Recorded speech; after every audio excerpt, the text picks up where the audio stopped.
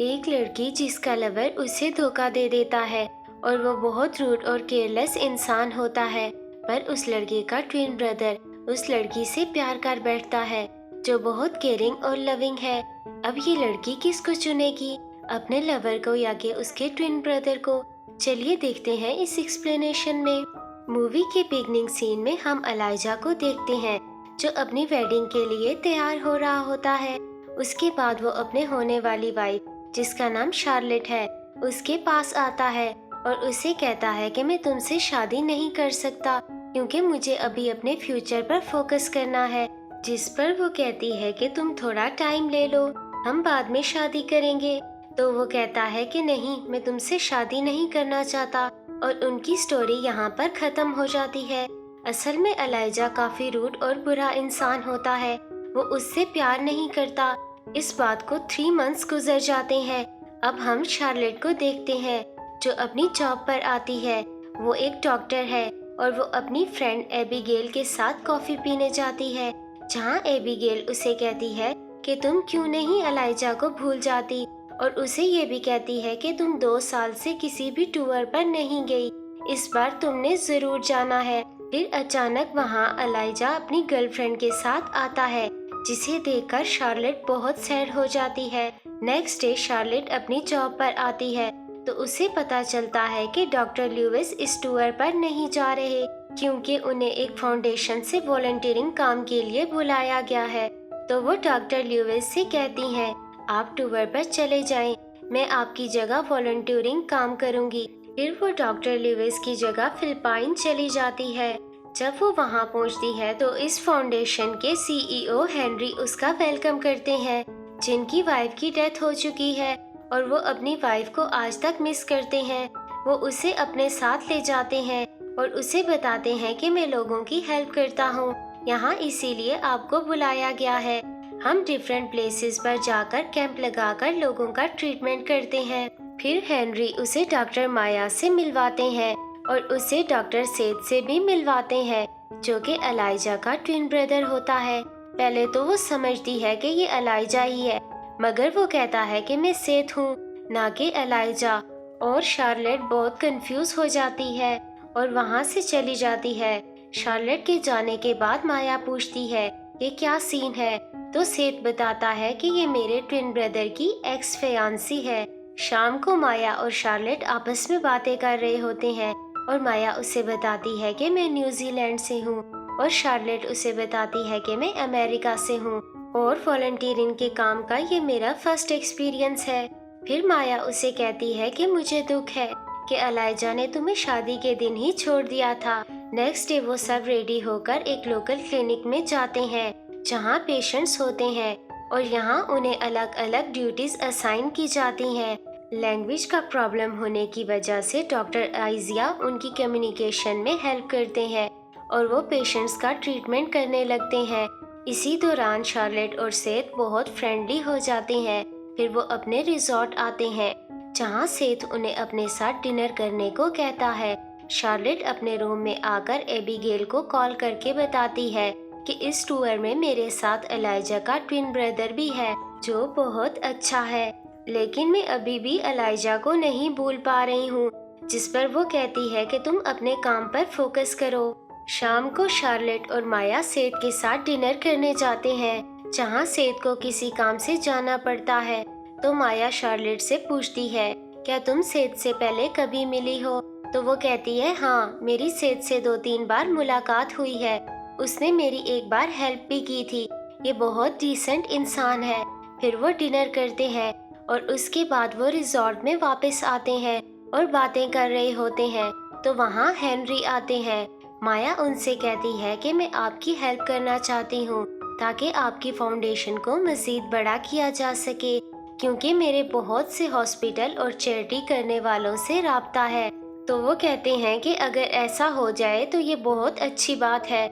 Next day सेठ Charlotte के पास आता है और उसे कहता है कि मुझे बहुत ज्यादा वॉलंटियरिंग के लेटर्स आया करते थे कि हमारे पास आ जाओ, लेकिन मैं उनको डस्टबिन में फेंक दिया करता था।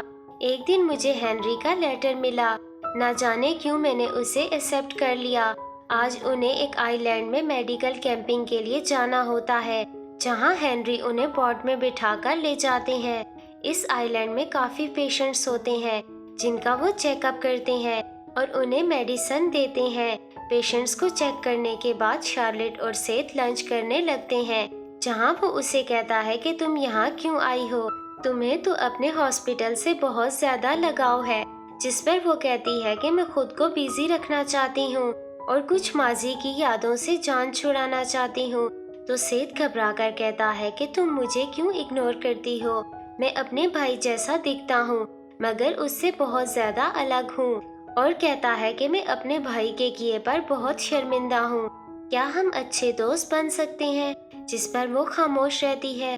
फिर उसके बाद वो उस आइलैंड से वापस आ रहे होते हैं तो रास्ते में उन्हें वेल्स नजर आती हैं, तो वो बोट रोककर स्विमिंग करने लगते हैं और फोटोज भी क्लिक करते हैं। शाम को वो डिनर कर रहे होते हैं, जहां शार्लेट और माया हेनरी से कहती हैं कि हमने अपने हॉस्पिटल और फ्रेंड्स से बात की है, बहुत जल्द आपको बहुत सारी मेडिसिन्स और चैरिटी मिल जाएगी। नेक्स्ट डे शार्लेट ग्रोसरी का सामान लेने जा रही होती है तो सेठ भी उसके साथ जाने की रिक्वेस्ट करता है, जहां वो उसे एक ब्रेसलेट भी गिफ्ट देता है और फिर उसे अपने भाई के बारे में बताता है कि उसे जॉब से निकाल दिया गया है और कहता है उसने तुम्हारे साथ बुरा किया, उसके साथ भी बुरा हुआ तो हिसाब बराबर हो गया। फिर वो उसे कहता है कि मेरा भाई तो गर्ल्स के साथ डेट कर रहा है, तुम क्यों सिर्फ उसकी यादों को लेकर बैठी हो। जिस पर वो कहती है कि मेरा काम ही अब से मेरा सब कुछ है। इसके बाद सेठ उसे हॉर्स राइडिंग करने के लिए कहता है और उसे साथ ले जाता है, जहां दोनों हॉर्स राइडिंग करते हैं और वो अब बहुत फ्रैंक होते हैं। शार्लेट उसे पूछती है क्या तुम्हें कोई लड़की पसंद आई, जिस पर वो कहता है कि मैं जॉब में इतना बिजी हुआ कि मुझे इसका मौका नहीं मिला और कहता है कि जैसा पार्टनर मुझे चाहिए था मुझे लगता है बहुत जल्द मिल जाएगा। यहाँ रिजॉर्ट में हेनरी और माया अकेले होते हैं, जहाँ हेनरी उसे कहते हैं कि आपने तो कमाल कर दिया है, मुझे डोनेशंस और मेडिसिन्स की बहुत ज्यादा ऑफर्स आ रही हैं। फिर माया कहती है कि आप इतना काम ना किया करें, खुद को भी टाइम दिया करें। तो वो कहते हैं कि लोगों के काम आना ही मेरी जिंदगी का मकसद है। असल में माया को अब हेनरी काफी अच्छे लगने लगे हैं। फिर उन्हें शाम को एक और विलेज में पेशेंट्स का चेकअप करने के लिए जाना पड़ता है और वहां से वापसी पर रास्ते में उनकी कार खराब हो जाती है, जहां मोबाइल सिग्नल्स भी नहीं आ रहे होते। उनके पास खाने पीने के लिए सिर्फ कुछ बिस्किट्स और चिप्स होते हैं और रात उन्हें यहीं रहना पड़ता है। सुबह जब वो जागते हैं तो वहाँ सेठ मौजूद नहीं होता। शार्लेट उसे तलाश करने उसके पीछे जाती है। वो जंगल में कुछ खाने के लिए ढूंढ रहा होता है, जिस पर उसे समझ नहीं आता कि वो फ्रूट्स खाने के लायक हैं या पॉइजन वाले हैं। जिस पर शार्लेट कहती है कि तुम बहुत पागल हो। तो वो कहता है कि मेरी जगह अगर एलाइजा होता तो वो इन फ्रूट्स को बगैर सोचे खा लेता, क्योंकि हम दोनों दिखने में एक जैसे हैं, मगर यकीन मानो हम दोनों की सोच और पसंद एक दूसरे से बहुत अलग है। और उसे कहता है कि मुझे बहुत दुख हुआ जब शादी के दिन तुम्हें एलाइजा ने हर्ट किया था। यहाँ माया कार में सामान अरेंज करके रख रही होती है तो हेनरी उसे कहते हैं कि बिल्कुल ऐसे ही मेरी वाइफ सब काम ढंग से किया करती थी। इसी दौरान आइजिया यहाँ आ जाता है और उन्हें रिजॉर्ट में ले जाता है। रिजॉर्ट में पहुंचकर हेनरी सबसे कहते हैं कि आज रात को मेरी तरफ से डिनर है और सबको आना पड़ेगा। माया और शार्लेट अपने रूम में आकर डिनर के लिए कपड़े डिसाइड कर रही होती हैं, जहां माया उसे कहती है कि तुम्हें अब सेठ को अपना बना लेना चाहिए क्योंकि वो बहुत अच्छा इंसान है। तो वो बात घुमा देती है और माया से कहती है मुझे लगता है कि आप हेनरी को पसंद करने लगी हैं। जिस पर वो कहती है कि हाँ मैं उन्हें पसंद तो करती हूँ, मगर मुझे कुछ समझ नहीं आ रहा कि उन्हें प्रपोज कैसे करूं। हेनरी शाम को सबको क्रूज शिप में डिनर के लिए ले जाते हैं। डिनर करने के बाद सेठ और शार्लेट कुछ बात करने साइड पे जाते हैं। सेठ उसे प्रपोज करता है और कहता है कि तुम मेरी लाइफ की पहली लड़की हो जो मुझे पसंद आई हो, और उसे किस कर देता है। इस हरकत पर शार्लेट वहाँ से भागकर चली जाती है। यहाँ माया हेनरी से कहती है कि मैं आपके साथ रहना चाहती हूँ, क्योंकि आप अब मुझे अच्छे लगने लगे हैं। अब से हम मिलकर रहेंगे और लोगों की हेल्प करेंगे। हेनरी थोड़ा हैरान हो जाते हैं और कहते हैं ठीक है, जैसे आपकी मर्जी। हेनरी उसके बाद सेठ के पास आते हैं और कहते हैं कि मुझे तो पता ही नहीं चला, माया मुझ में इंटरेस्ट लेने लगी। तो सेठ कहता है कि अब आप अकेले रहकर बोर हो गए होंगे, माया आपके लिए बेस्ट ऑप्शन है। शार्लेट अकेले बैठी होती है तो सेठ उसके पास आता है और उसे कहता है कि मैं ऐसा करने पर बहुत शर्मिंदा हूँ। जिस पर वो कहती है कि मैं अभी भी एलाइजा से प्यार करती हूँ और उसे अभी तक नहीं भूली हूँ। वो उसे कहता है कि मेरी शक्ल उससे मिलती है, तुम मुझे क्यों नहीं अपना लेती। जिस पर वो कहती है कि मैं तुमसे कोई रिलेशनशिप नहीं रखना चाहती। शार्लेट उसके बाद सेठ को हर जगह और हर इवेंट पर इग्नोर करने लगती है और उससे बिल्कुल बात नहीं करती। हेनरी एक दिन शार्लेट के पास आकर कहते हैं कि आप कुछ दिन से बहुत खोई हुई हैं और आप ठीक से काम भी नहीं कर रही।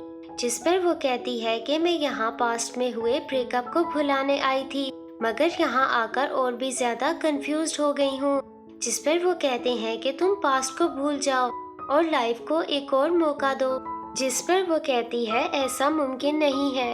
फिर हेनरी माया के पास जाते हैं और उसे कहते हैं कि आप मेरे साथ रह सकती हैं, क्योंकि मैं अकेला इतना कुछ संभाल नहीं सकता।